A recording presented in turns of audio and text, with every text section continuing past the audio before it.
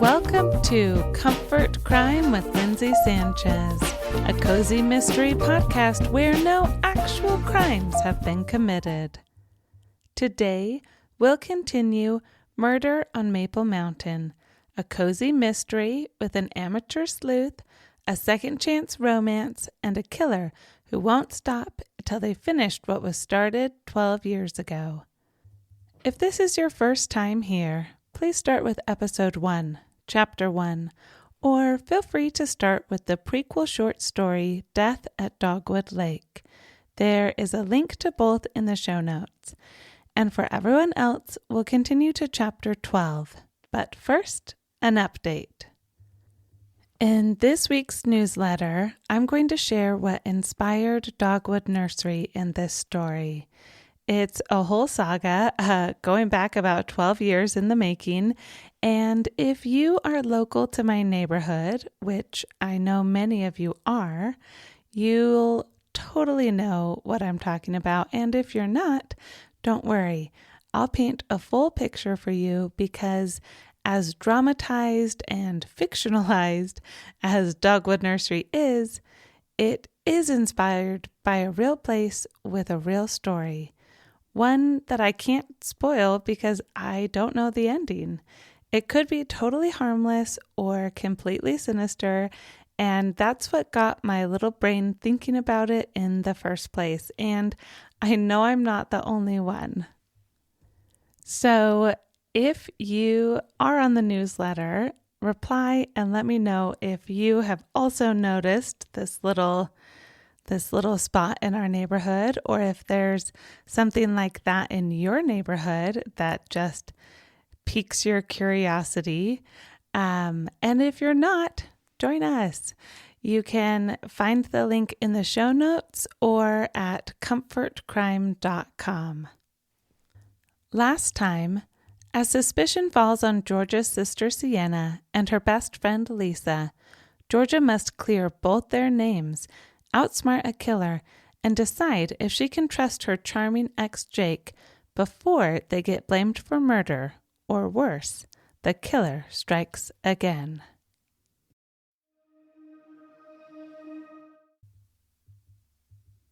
Murder on Maple Mountain, Chapter 12. Dogwood Nursery was a shadow of its former self. Outlines of trees and bushes crowded the window, but the sidewalk was bare. There was no seasonal decor or bags of discounted bulbs. There should have been dozens of last-minute gardeners getting mulch and leaf bags, scrambling to make purchases before the dormant winter season set in with a vengeance. Jake parked his truck in the empty parking lot.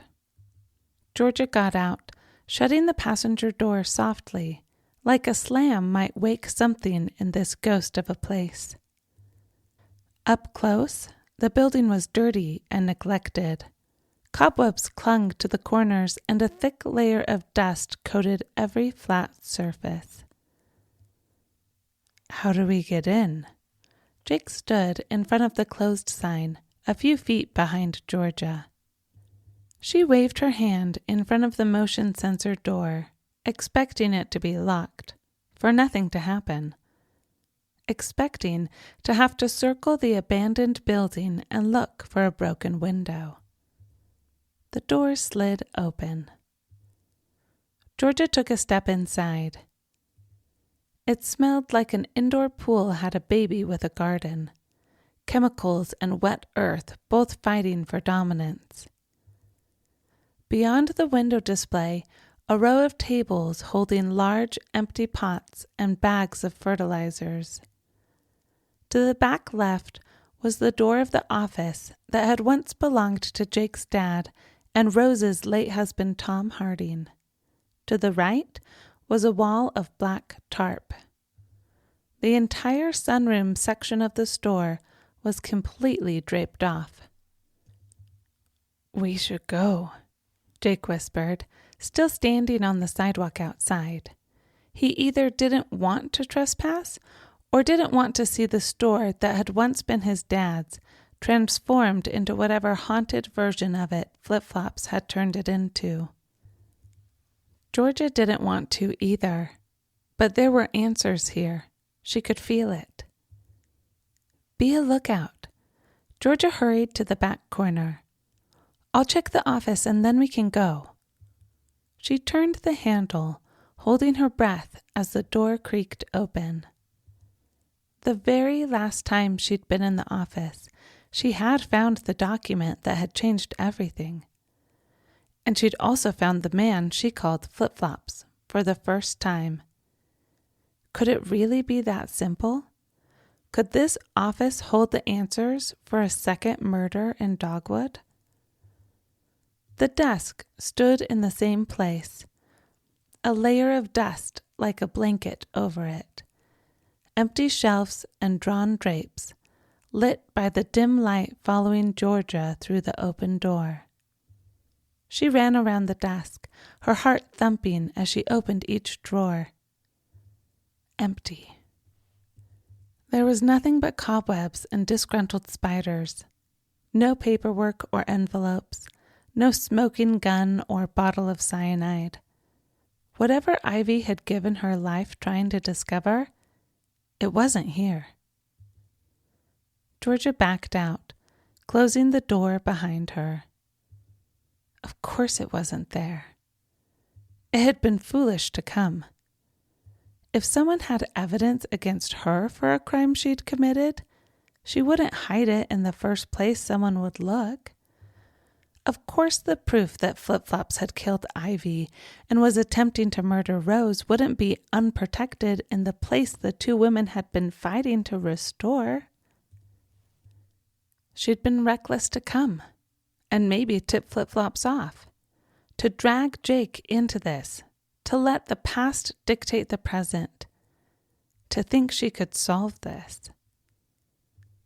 Jake's back was turned to the deserted parking lot, his head swiveling like a camera, checking the perimeter, keeping watch like she'd told him to.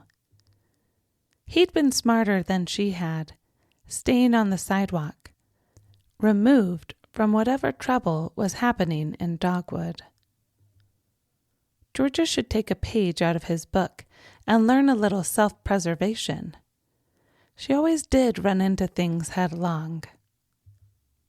A breeze floated in the open door, ruffling the tarps along the right side of the building and swirling over to Georgia, bringing with it the smallest hint of almonds.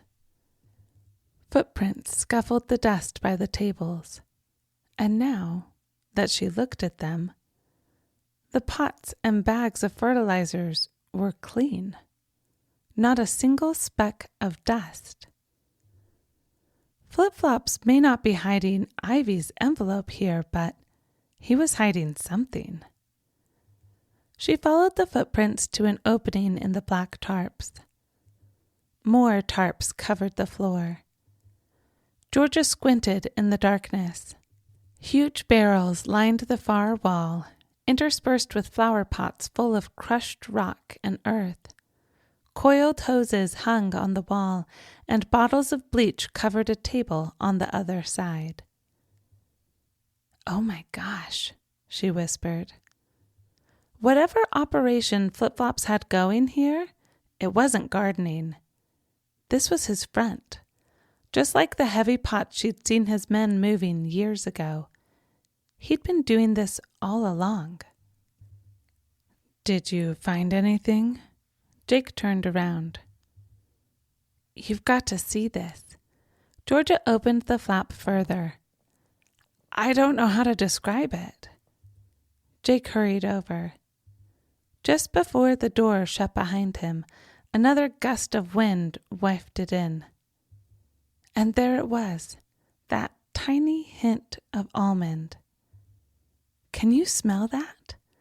Georgia held up her hand for him to pause. Jake took a deep breath. "Old chemicals and dust?" he coughed. "Yeah, I smell it." "No." Georgia took a step inside. "The almond." "Don't start that again." Jake rolled his eyes, but came in the walled-off sunroom with her. Not everything is cyanide. Ivy's frosting had cyanide in it. Georgia fought to keep her voice calm. Now we're at her nemesis nursery and it smells like almonds? That is not a coincidence. Actually, I think Rose would fight him for the nemesis title. Jake took another tentative step, but stayed behind her. She shot him a glare, hoping he could see it in the artificial twilight. Okay, he held his hands up. You're right. There's definitely something there. A tingy undertone is what Lisa would call it. She'd call it well-balanced and interesting. Georgia laughed as she crept toward the barrels. It's stronger over here. She waved Jake over. What is that? He took another breath. Cyanide. She gripped her hands together to keep from clapping. I think we just found the murder weapon. Don't get too excited. Jake pulled out his phone and poised it to take pictures. I'll call Officer Briggs when we leave and let him know what we found. Wait. Georgia put her hand on his arm. With your pending application to the police academy, don't you think all this would be better coming from me? My reputation as a hopeless meddler is already set. You could still be upstanding. Good point. Jake put his phone away. Taking pictures, Georgia wondered if he was thinking the same thing she was. If he also was remembering the photo of the Dogwood Nursery contract that had gotten her dad kicked off the case the last time they'd snooped around this building. Let's get out of here. Jake put his arm around her shoulders, leading her back to the wall of tarps and holding the flap open for her. Thanks. Georgia used sliding through the tarp door as a cover to slip out from under his arm. It had only been one day since he'd broken up with April. Georgia wasn't interested in being anyone's rebound, especially not his. If they were going to be a thing, it needed to be for real. She knew her heart couldn't take another fling. Not with him. Sean, on the other hand, would be an excellent fling. Assuming he wasn't actually involved in the murder of his aunt. Georgia giggled. Having to make sure a new interest wasn't a crazy killer was something she and Lisa joked about, but it wasn't anything she'd actually encountered. What's so funny? Jake opened the passenger door for her. Thanks. Georgia got in, ignoring the question. Lisa would think it was funny. Jake wouldn't. Not even close. What do I tell Officer Briggs? She changed the subject. I don't know. Jake started the truck. The truth? You want me to tell him that we were meddling after he specifically told us not to. You want me to call him up and say that I smelled almonds again, that in the nursery we thought was empty, there are bags of fertilizer and potting dirt. She got out her phone, holding it like a weapon between them. If he didn't listen to me about Ivy, he's not going to listen about this. Officer Briggs isn't one for hunches, Jake agreed. He'll need proof, evidence. We have to go to Pineville. No. Jake shook his head at the mouth of the parking lot, stalling before turning onto the road.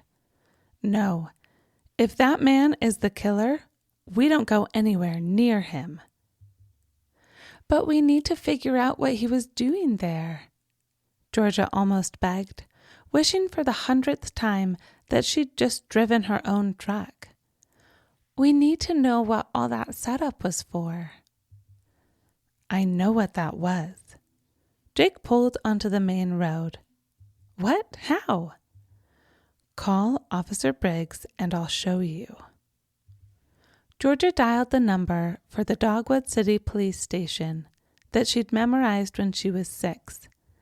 She'd since had to add an area code, but those last 7 digits she'd called over and over again would never leave her. "Hello? Is Officer Briggs there?" Georgia turned up the volume to hear the voice on the other side better. "He's not here right now."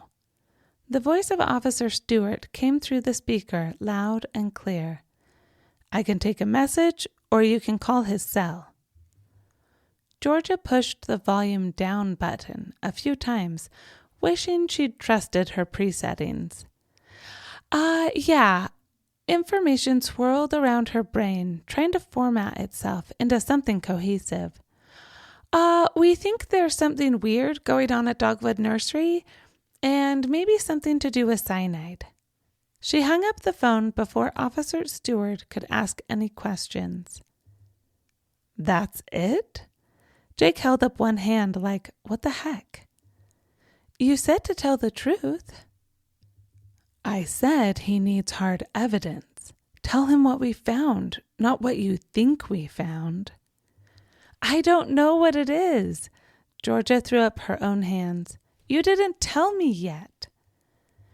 "You know it's large barrels, bags of lime, bottles of bleach, pots of broken earth." "Fine."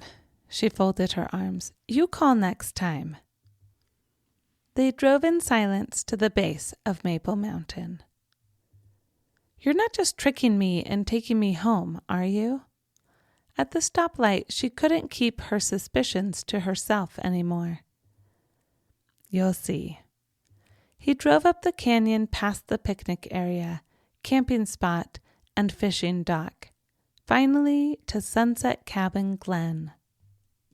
Instead of turning right at the gated community where Sienna and Ivy and Rose and Frank all lived, he kept going. The snow got deeper as they climbed, the roads more worn, less freshly plowed. "Where are we going?" Georgia held onto the armrest to keep herself from bumping into Jake or the window as the truck jostled up the steep canyon. As if in answer, he pulled over to the side of the road and got out. Georgia followed. He handed her a pair of tennis racket-type things with buckles to strap into. "You just happen to have snowshoes in the back of your truck?" "I like to be prepared." "I remember that about you," she whispered, almost to herself, the being prepared part. He turned away, but not before she caught a glimpse of a blush creeping up his cheeks. "It wasn't that long ago," he said, like it was just yesterday he'd packed her a birthday picnic and taken her up the same canyon on a hike to Dogwood Lake. For Georgia, it had been a lifetime.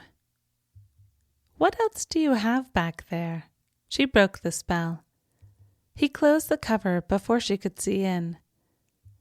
She strapped the snowshoes and followed him to the gap in the snow-covered trees. "Stay close." He motioned to his oversized footprints in the snow. "Not all the snow is stable." With anyone else, Georgia might be worried, maybe terrified.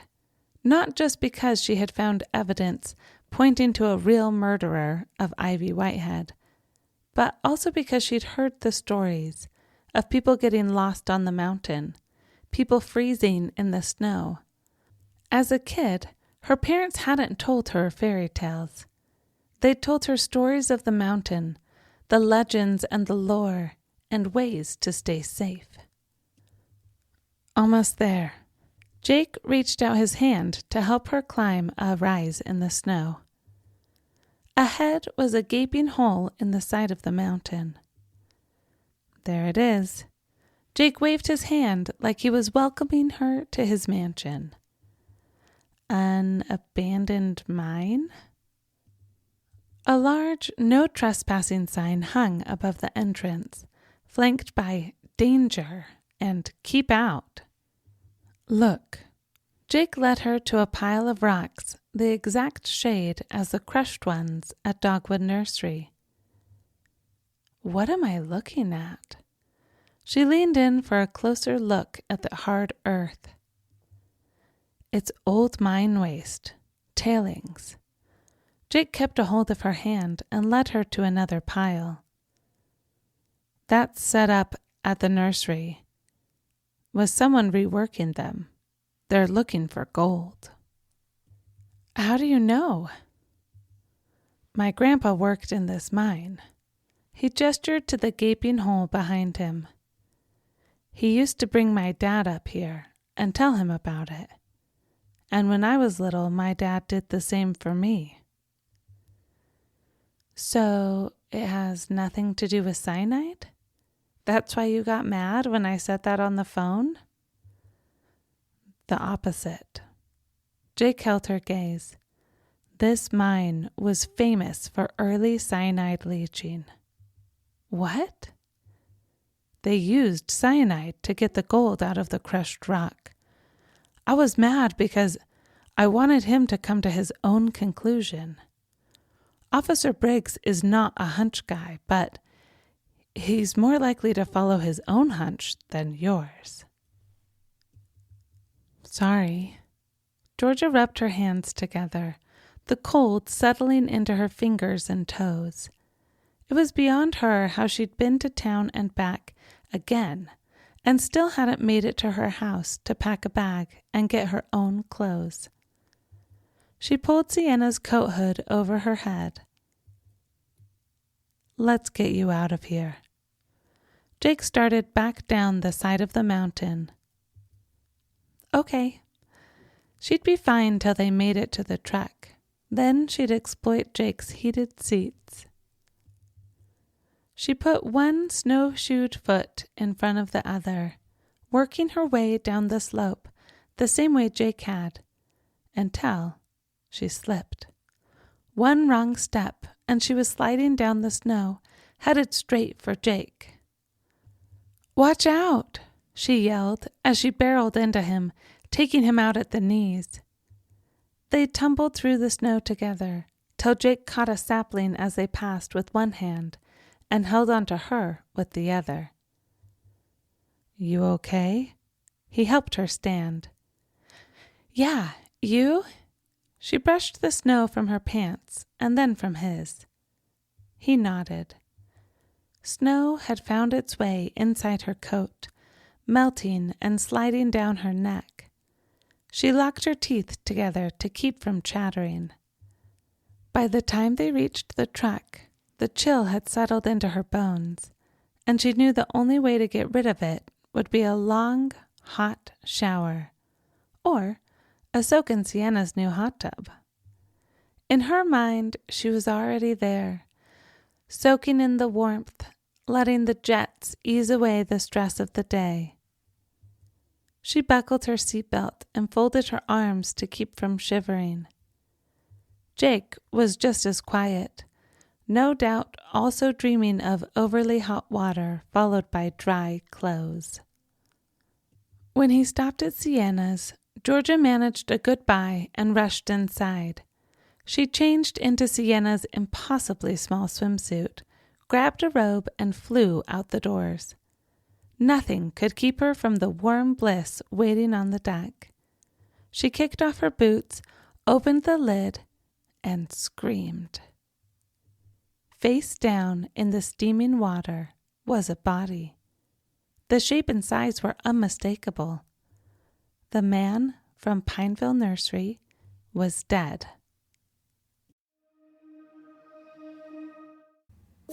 If you enjoyed this episode, please share it with a mystery-loving friend, or consider leaving a review on your favorite podcast player. Most of all, thank you so much for being here today. I loved it, and I'm already excited for next week.